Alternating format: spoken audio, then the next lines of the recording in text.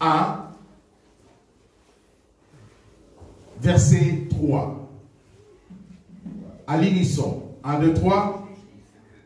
Béni soit le Dieu et Père de notre Seigneur Jésus-Christ, qui nous a bénis de toute bénédiction spirituelle dans les lieux célestes en Christ. Amen. Et notre leçon d'aujourd'hui, c'est comment? Jéhovah Jireh est là. Jéhovah Jireh est là. Est-ce qu'on peut répéter? Jéhovah Jireh est là. Amen. Prenez place. Mes bien-aimés en Jésus-Christ, nous sommes toujours dans la série qu'on a commencée depuis un certain moment. La bénédiction particulière ou la grâce particulière. Alléluia. Nous sommes dans la grâce particulière. C'est le message que le Seigneur m'a mis à cœur pour l'année qu'on commence. Et pour rentrer dans cette grâce particulière, il est important de se préparer. Il est important de connaître quoi faire, comment faire. Alléluia. Parce que la parole de Dieu nous dit, mon peuple périt par manque de connaissance. Jéhovah Jireh peut être là. Il peut ouvrir le ciel pour toi. Mais du moment où toi tu n'es pas disposé, du moment où tu ne te mets pas en condition de recevoir, ça sera trop malheureux parce que tu ne vas pas rentrer dans ta destinée. Alléluia. Pourquoi? Tout simplement parce que tu n'avais pas la connaissance. Amen. Éphésiens 1:3 dit, béni soit Dieu le Père de notre Seigneur Jésus-Christ, qui nous a bénis de toutes sortes de bénédictions spirituelles, de toutes sortes, donc sans exception. Quel que soit le problème que tu as, la bénédiction que tu veux que cette bénédiction entre dans ta maison, dans ta vie, il est là, il est le Jéhovah Jireh. Alléluia. Amen. Béni soit Dieu, le Père de notre Seigneur Jésus-Christ, qui nous a bénis de toutes sortes de bénédictions spirituelles dans le lieu céleste. Amen. Mais bien aimés, quand nous parlons de Jéhovah Jireh, c'est tout simplement pour dire que c'est le Dieu qui pourvoit. Le Dieu qui pourvoit. Ou l'Éternel qui voit. Alléluia. Il voit ta situation et il pourvoit à ta situation. Et nous allons apprendre dans quel moment on a appelé Dieu Jéhovah Jireh. Parce que nous sommes dans la période où nous avons décrété notre année qui va commencer, une grâce particulière. Donc, il va pourvoir pour toi, mon bien-aimé qui m'écoutait, une grâce particulière. Amen. Alléluia. Amen. Donc, il a tout le pouvoir. Mes bien-aimés, il est capable de toutes sortes de bénédictions, comme la Bible dit, dans le lieu céleste, au nom de qui? Au nom de Jésus-Christ de Nazareth. Tout, nous le faisons au nom de Jésus-Christ. Alléluia. Vous comprenez que la bénédiction, ce sont des faveurs. Ces faveurs nous sont accordées sous diverses formes. Premièrement, la grâce. Alléluia. La grâce. C'est une faveur imméritée. Mais si Jésus-Christ est allé à la croix, est-ce que tu t'es déjà posé la question? Ce n'est pas pour que j'achète, qu'il me bénisse, j'achète des voitures. Ce n'est pas pour que j'ai une bonne vie, tranquille, plein d'argent. Et non.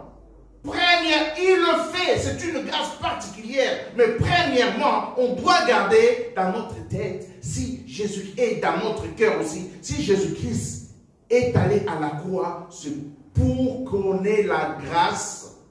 Alléluia. Alléluia. Quel genre de grâce? Nous sommes sauvés par la grâce, pour être sauvés. Premièrement, c'est pour être sauvés. Quand nous parlons, c'est une grâce particulière, oui, mais premièrement, c'est pour être sauvés. Quand nous parlons de la grâce de Christ, il est allé à la croix. Parce que la Bible nous dit aussi, cherchez premièrement le royaume des cieux, et les autres choses vous seront données par-dessus. Si vous cherchez cette grâce particulière d'être sauvé, c'est alors il va ordonner aux bénédictions de te suivre. La Bible ne dit pas que tu vas suivre les bénédictions, non. C'est les bénédictions qui vont te suivre si tu cherches tout d'abord la grâce d'être sauvé. Amen. Alléluia. C'est très important, bien-aimés. Ces faveurs nous sont accordées sous diverses formes. Premièrement, nous sommes sauvés par la grâce, par le moyen de la foi. Cette grâce-là, on l'obtient comment? C'est par la foi. La foi, c'est quoi? C'est une ferme assurance des choses qu'on espère et une démonstration de celles qu'on ne voit pas. Tu ne vois pas, mais tu crois que tu l'as. Au nom de Jésus. Amen. Alléluia. Tu es sauvé parce que Jésus-Christ est allé à la croix et que tu crois à cela. Au nom de Jésus. Et cela, c'est dans le livre de Éphésiens 2:8. Nous sommes sauvés par le moyen de la foi. Et cela ne vient pas de vous ou de moi. C'est le don de Dieu. Donc Dieu donne cela gratuitement. Quand Dieu donne gratuitement, donc il n'y a pas d'échange. Parce que j'ai donné ça et toi tu me donnes ça. Non. Mais néanmoins, on doit se conformer à sa parole. Alléluia. Amen.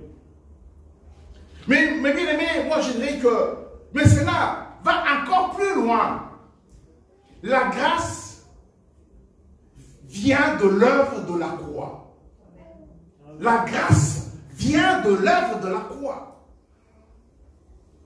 L'œuvre de la croix, c'est une puissance qui change les gens, qui change leur mentalité, qui change notre façon de vivre, qui change le système. C'est une puissance, mes bien-aimés, l'œuvre de la croix. Si aujourd'hui nous sommes transformés, c'est parce que Christ est allé à la croix. Il y a un combat spirituel. L'ennemi ne veut pas ce que tu changes. Mais l'œuvre de la croix, car il a payé pour toi, il a payé pour ta famille. C'est pour cela qu'il y a un changement. Ça nous de connaître cela. La grâce, c'est la puissance de Dieu par laquelle nous parvenons à surmonter les difficultés de la vie chrétienne. Alléluia. Elle nous donne le don spirituel auquel nous servons dans le corps de Christ. C'est grâce à l'œuvre de la croix, aujourd'hui nous avons des dons spirituels. Si Jésus-Christ n'allait pas à la croix, on n'allait pas avoir même le Saint-Esprit. Si Jésus-Christ n'allait pas il n'était pas allé à la croix, même des dons de guérison, on n'a pas à avoir. Si Jésus-Christ n'était pas à la croix, toutes les bénédictions qu'on reçoit au nom de Jésus-Christ, on n'allait pas les avoir. C'est grâce à l'œuvre de la croix. Alléluia. Il est important, mes bien-aimés, de savoir cela. Nous devons savoir que chaque bénédiction reçue, chaque réponse à la prière est l'expression de la grâce de Dieu à notre égard. Amen. Tout ce que nous recevons, tout ce que nous avons, c'est parce que Jésus-Christ est allé à la croix un jour. Parce qu'il a payé pour toi, pour te libérer. C'est ce que nous devons savoir, mes bien-aimés. Alléluia. Amen. Il n'a pas connu le péché. Il a été traité comme un moins que rien. Mais il a supporté pour te donner le pouvoir de marcher sur les serpents et sur les scorpions. Alléluia. Mes bien-aimés, C'est une grâce. Amen. Mais ce que nous devons savoir, notre Dieu est souverain. Souverain, cela veut dire qu'il est au-dessus. Il fait ce qu'il veut. Parce que dans le livre d'Exode 33 à 19, la Bible déclare, Dieu dit à Moïse, je fais grâce à qui je fais grâce. Donc, je fais grâce à qui je veux. Alléluia. Et miséricorde à qui je fais miséricorde. Donc, c'est lui-même. Il fait grâce. Alléluia. Donc, Dieu est souverain. Il agit comme il veut. Mais aujourd'hui, je vais souligner un aspect ou une clé importante pour entrer dans de bénéficier une grâce de Dieu. Alléluia. Vous savez, quand on vient à Dieu, il appelle chacun de nous d'une manière ou d'une autre. Il y a des gens qui sont venus à Dieu parce qu'ils étaient malades. Ils ont été touchés par la grâce du Seigneur. Ils croient. Il y a des gens parce qu'ils voulaient quelque chose. Et il y a aussi des gens qui sont venus par amour comme ça. Parce que quelqu'un lui a parlé. Il a été touché. Il n'avait pas de problème d'argent. Il n'avait pas de problème d'amour. Il n'avait pas une situation macabre. Il est venu à Dieu comme ça. Dieu est Dieu. Il appelle des gens comme il veut. Si on est touché par la grâce. Alléluia. Mais bien aimé, malgré ta situation, la façon dont Dieu t'a appelé, mais ce que tu dois cultiver dans ton cœur, c'est l'amour de Dieu. C'est l'amour de Dieu. Parce que si tu viens que pour, et si tu ne le reçois pas, est-ce que tu vas aimer Dieu? Non. Si tu viens que pour l'amour, par exemple, oui, je vais trouver un mari, je vais prier. Et si tu ne trouves pas? Et si tu trouves après le mari pas? Tu vas abandonner Dieu? Oui, je vais pas de travail. On m'a dit que si je prie, Dieu, il est capable, il fait grâce à qui il veut. Et si c'est là, oui, tu trouves un mari ou tu trouves un travail, et après? Et après, il y a quoi? Tout est éphémère. Tout finit par sur la terre. Amen. Mais la grâce que nous avons, l'amour de Dieu, va te ramener au ciel. L'amour de Dieu va te ramener au ciel. Si tu es dessus par un homme, tu vas abandonner Dieu parce que tu as été dessus. Oui, j'avais prié, j'ai eu un homme, mais il m'a dessus. Et tu abandonnes Dieu? Non, non, mon bien-aimé, tu n'as pas compris. Tu n'as pas compris. Ce n'est pas ça. Cherchez tout d'abord le royaume des cieux et les autres choses vous seront données par-dessus. Amen. J'ai un témoignage d'une famille. Et la famille avait beaucoup de problèmes. Ils avaient des problèmes d'argent. Et le pourquoi? Parce que le mari était là, il est parti, il a laissé la femme avec 4 enfants. C'était des ados, d'autres ils étaient même adultes, mais ils étaient encore à la maison. Et puis à un certain moment, ils ont eu l'occasion qu'on leur parle de Dieu. Ils sont venus, toute la famille, écouter Dieu, écouter la parole de Dieu. À un certain moment, après 7 mois, moins d'une année, il y a des grands qui viennent et disent, oui, ils disent à leur maman, au fait, on a essayé ton Dieu, ça ne marche pas. On est toujours dans la même galère et il n'y a rien qui se passe autour de nous. Et nous, on ne vient plus à l'église. Les garçons sont restés un petit peu. Ils forçaient d'aimer Dieu, mais c'était difficile. Mais pour eux, il fallait que Dieu les sorte dans la galère qu'ils étaient. Mon Dieu est capable. Amen. Mon Dieu est capable. Mais si tu viens que pour que Dieu te sorte dans cette galère, et après, il y a quoi? Il y a quoi? Il n'y a rien. Le garçon est parti de la maison. Et après, ils ont perdu même la maison. Ils habitaient chez les gens. Le garçon est allé habiter chez sa copine.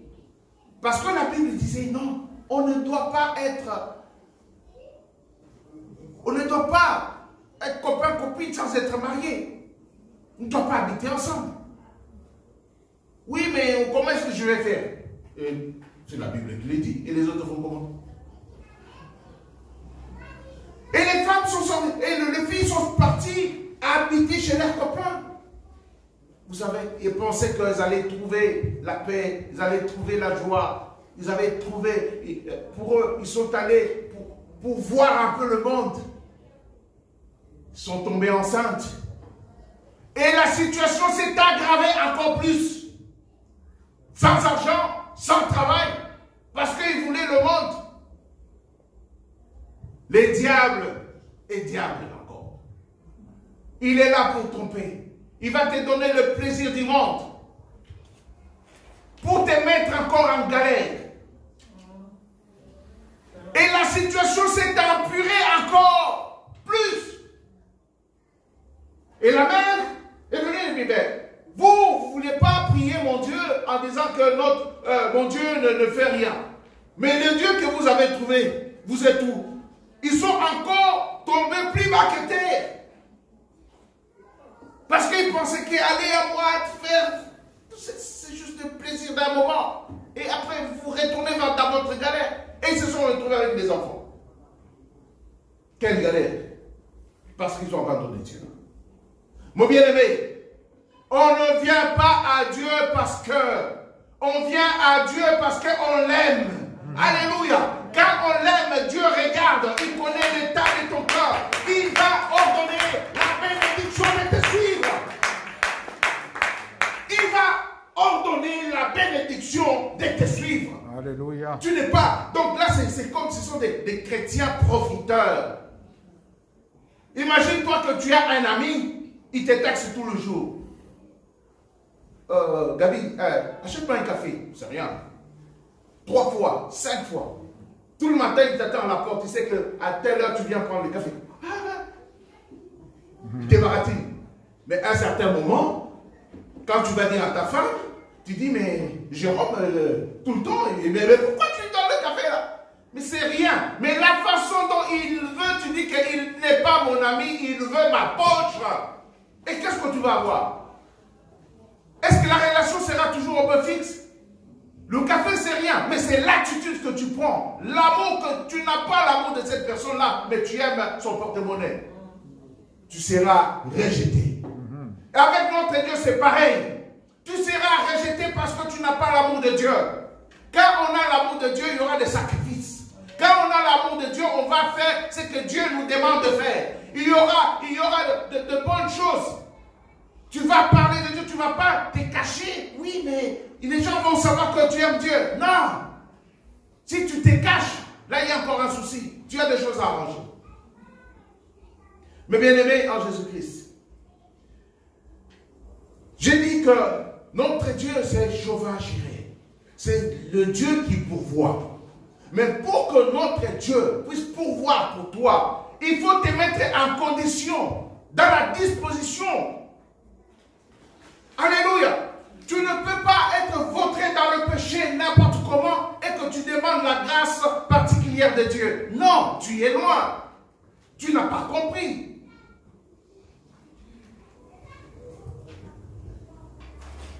Alléluia. Mais bien aimé en Jésus-Christ, nous allons lire la parole de Dieu. Nous allons ouvrir la Bible dans les livres de Genèse 22.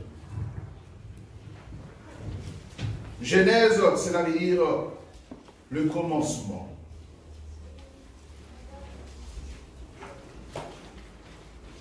On doit aimer Dieu.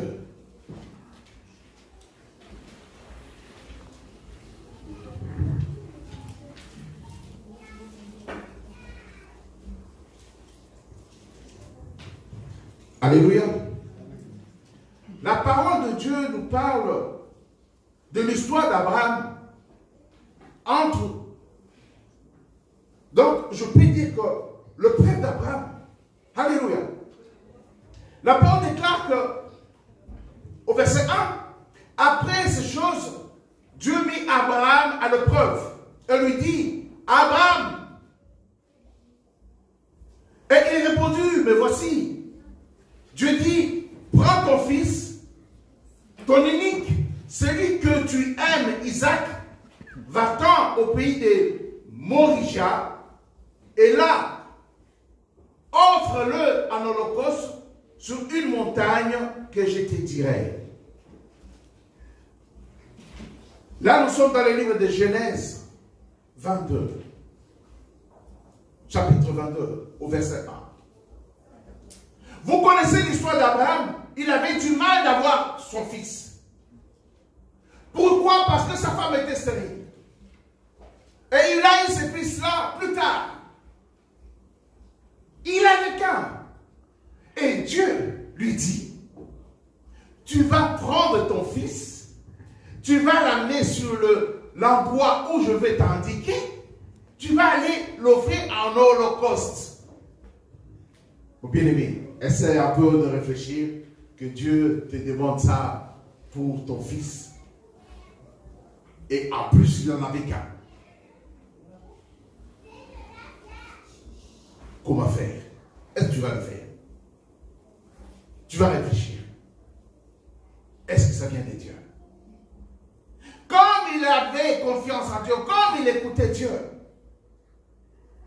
la Bible nous dit et déclare, Abraham s'éleva de bon matin, sella son âne et prit avec lui deux serviteurs et son fils Isaac. Il fendit du bois pour l'holocauste et partit pour aller au lieu que Dieu lui avait indiqué, lui avait dit. Il est parti. Donc dans son cœur, il avait déjà décidé. Il a décidé. Et l'endroit, ce n'était pas derrière la maison. Ils ont marché 3 jours. Et la Bible nous dit qu'ils marchèrent ensemble. Mais pendant 3 jours, j'essaie de m'imaginer qu'est-ce qui s'est passé dans la tête d'Abraham. Si c'était derrière la maison, ça sera bon, tu vite fait, et puis voilà, tu ne penses plus. Mais 3 jours, tu marches, tu regardes. Oh là là, qu'est-ce que je vais faire là? Ah non, non, je lâche l'affaire. Ah non, je lâche l'affaire. Mais pendant 3 jours, quelle torture! Quelle torture spirituelle! Quelle torture! Aïe. Alléluia. La Bible continue en disant le 3e jour, Abraham leva les yeux, vit le lieu de loin. Et Abraham dit à ses serviteurs, restez ici avec l'âne. Moi et le jeune homme, nous irons jusque-là pour adorer et nous reviendrons auprès de vous. Il dit, vous restez là, nous allons adorer. Donc, il voulait empêcher que ses serviteurs soient là quand il va faire l'offrande de l'holocauste, que les serviteurs ne puissent pas l'empêcher de faire ce qu'il allait faire. Quel a été son état d'esprit? Quel a été son état d'esprit? Vous savez quoi? Le fait de prendre son fils, de marcher, d'aller avec lui, le fils était déjà mort. Dans ses idées, il savait qu'après 2 heures ou 3 heures de temps, il ne va plus exister. Donc tu as déjà tué. Mon bien-aimé, si tu penses faire quelque chose et qu'il y a quelque chose qui ne fonctionne pas, tu ne parviens pas à le faire, dans ton esprit, tu as déjà fait. C'est comme la Bible nous dit que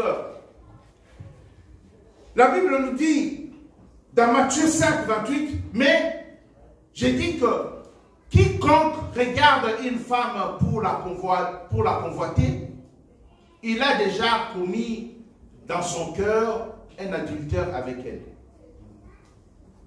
Vous comprenez ce que je veux dire?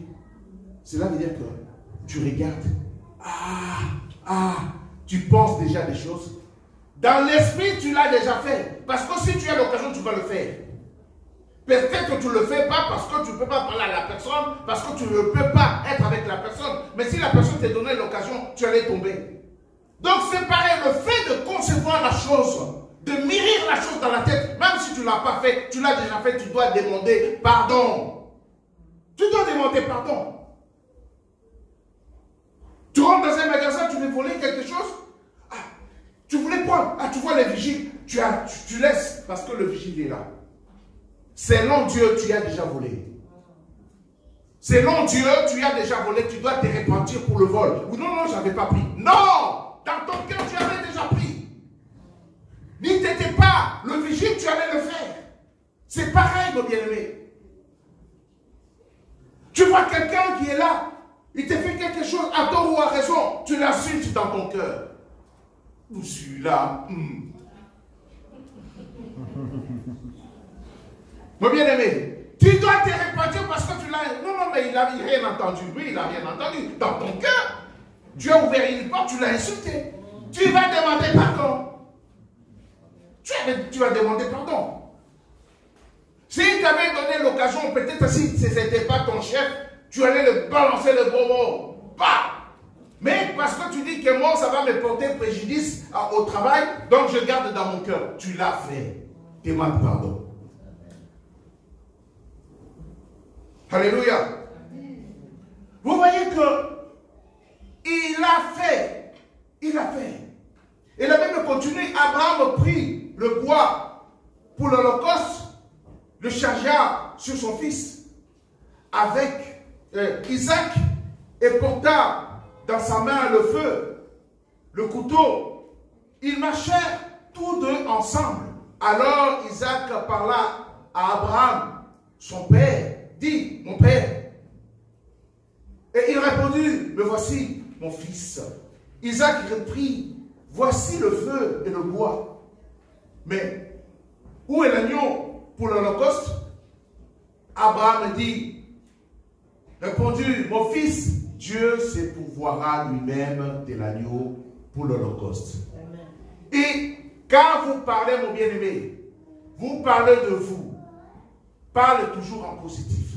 Amen. Alléluia. Parle toujours en positif. Quand il a prononcé Dieu pourvoira lui-même, il ne savait pas ce qui allait arriver. Nous avons le recul de l'histoire. Nous connaissons après ce qui va se passer. Mais lui ne connaissait pas. Il a parlé positivement. Mais ça m'étonne quand je vois des gens qui se maudissent eux-mêmes. Ça arrive très souvent. Ils parlent de mal d'eux-mêmes. Mon bien-aimé, d'une façon spirituelle, tu es en train de t'attiser des mauvaises choses. Tu dois te repentir pour cela. Et quand tu vois des mauvaises choses qui arrivent dans ta famille ou dans ta vie, tu es étonné, mais tu l'avais prononcé.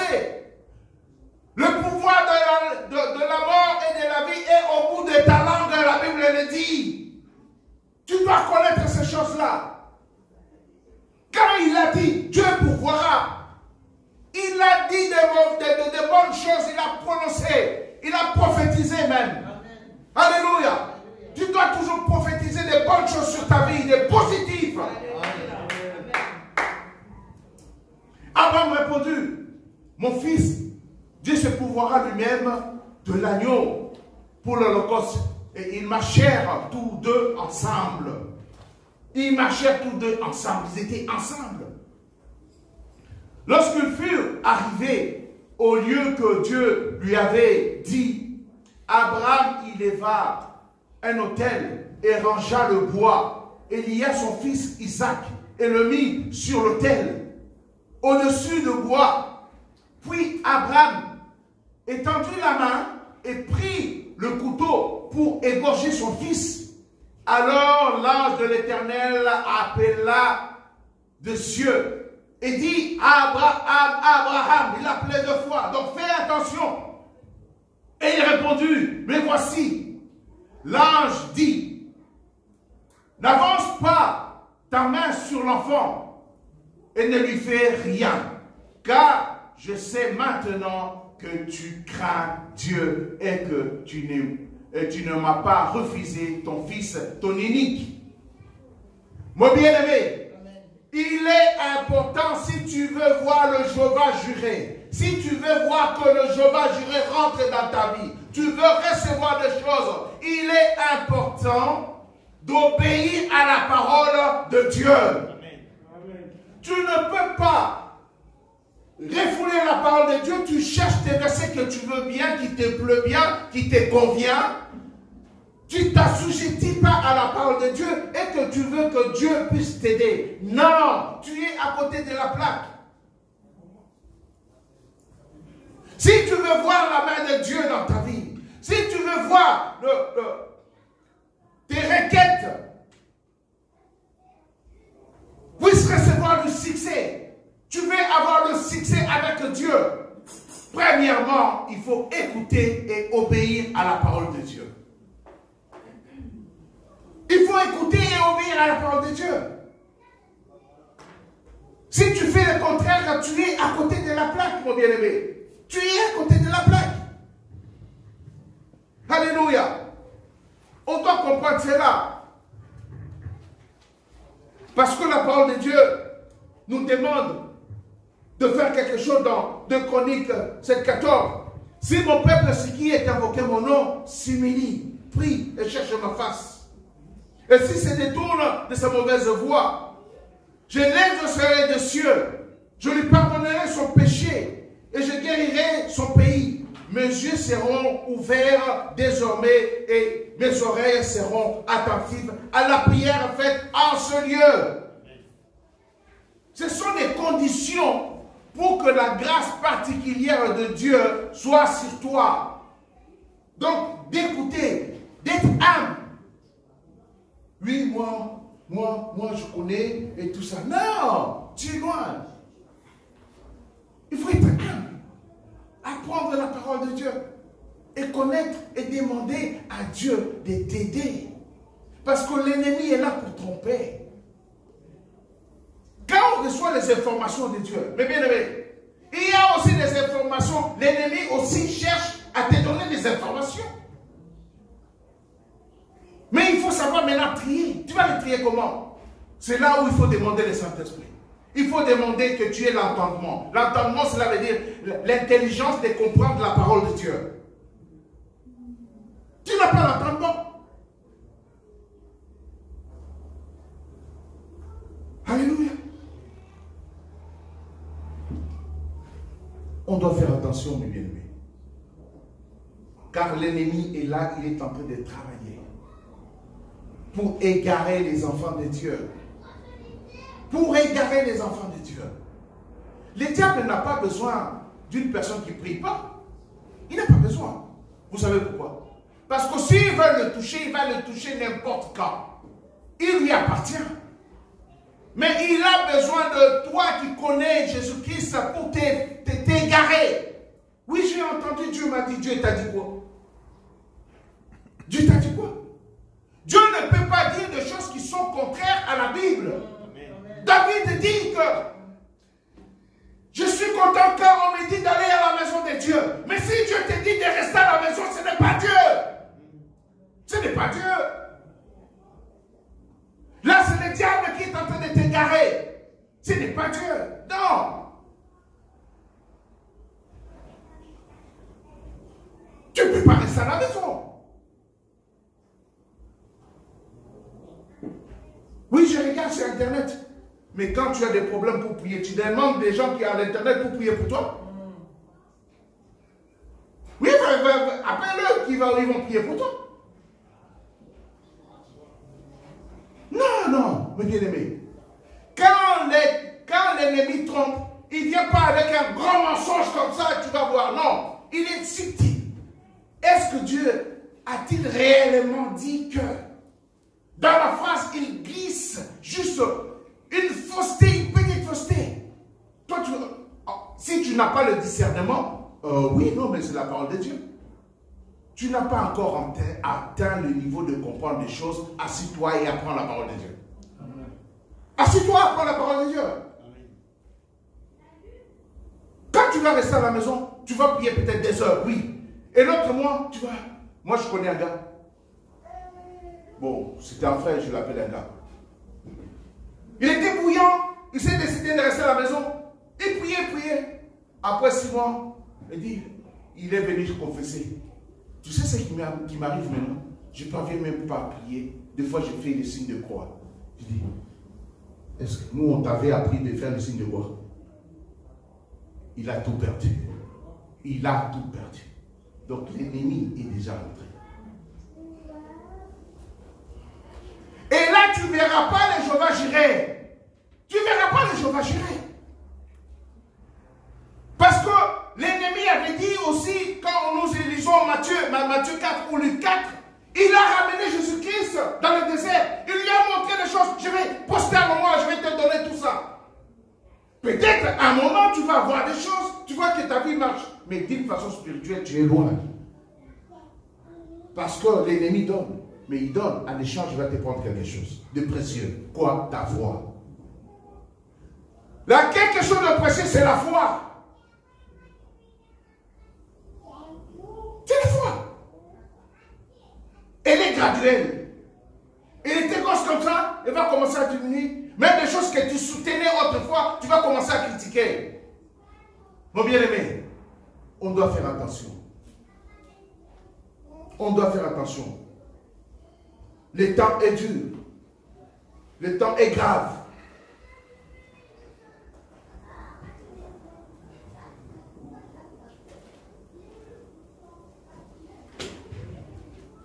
Vous savez quoi?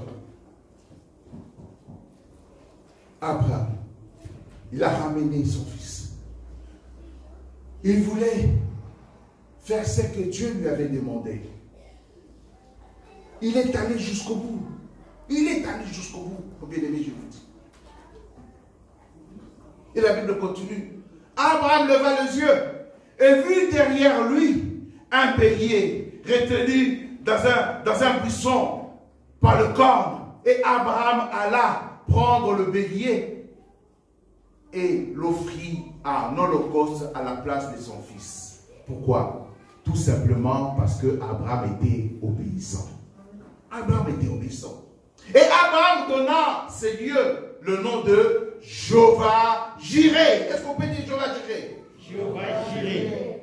C'est pourquoi l'on dit aujourd'hui à la montagne de l'Éternel, il sera pourvu. Dieu pourvoit. Dieu pourvoit. Parce que dans l'obéissance à sa parole. Amen. À l'obéissance. L'ennemi va te tromper pour que tu n'aies pas l'obéissance. Quand tu n'as pas l'obéissance, Dieu n'est pas là. Dieu n'est pas là. Non. Il y en a aussi un qui m'avait dit, je ne voyais pas l'église. Quand on demande, il dit oui. Oui, j'avais des problèmes de transport et tout ça. Mais et pourtant, c'était faux. Mais comment Dieu peut te parler? Et que pour parler, tu fais rentrer des mensonges dedans. Dieu n'est pas là. Tu ne peux pas chercher Dieu avec des mensonges. L'ange de l'Éternel appela une seconde fois Abraham de cieux et dit, je le jure par moi-même, parole de l'Éternel, parce que tu as fait cela et que tu n'as pas refusé ton fils, ton unique, je te bénirai et je multiplierai ta postérité comme les étoiles du ciel et comme le sable qui est sur le bord de la mer. Et ta postérité, et ta postérité possédera la porte de ses ennemis. Et toutes les nations, mon bien-aimé, écoute-moi, ça c'est pour toi. Et toutes les nations de la terre, tu fais partie de la nation de la terre, seront bénies à ta postérité. Alléluia. Toutes les nations, toi aussi, tu dois demander ta part. Parce qu'Abraham avait obéi. Si tu obéis, tu seras béni. Amen. Tu seras béni. Et tu vas fermer les oreilles, Satan ne pourra pas te parler. Parce que tu vas écouter que la voix de Dieu. Amen. Alléluia. Mais bien aimé, Jéhovah Jireh. Donc Dieu pourvoit. Dieu voit. Dieu, quand il voit ta situation. Il va pourvoir. Alléluia. Une seule chose, la clé, c'est quoi? Si tu es dans l'obéissance. Si tu es dans l'obéissance. Quand on va marcher pendant 3 jours, qu'est-ce qui s'est passé dans la tête? Il y a quoi? Tu dois être psychologiquement fort, spirituellement très fort. Alléluia. Tu dois demander l'entendement. Seigneur, il n'y a que ta voix que je dois écouter. Alléluia. Il n'y a que ta voix. Hors de moi une autre voix. Hors de moi au nom de Jésus. Donne-moi les casques du salut dans les armures. Ephésiens 6. On doit apprendre cela tous. Quand tu pries pour tous les armures. Parce que le terrain de bataille de l'ennemi, c'est dans la tête. Tout simplement, avant de pécher, on fait comment? On pense.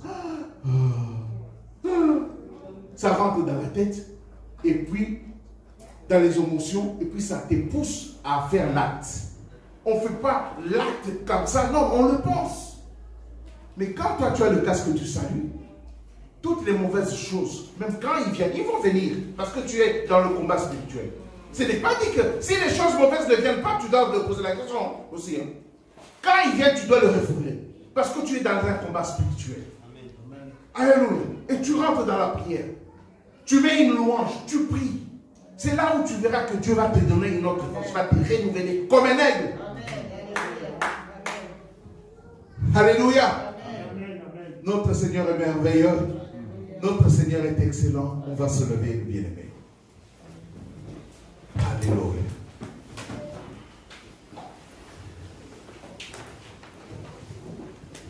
Merci Seigneur pour ton sang qui a coulé à Golgotha.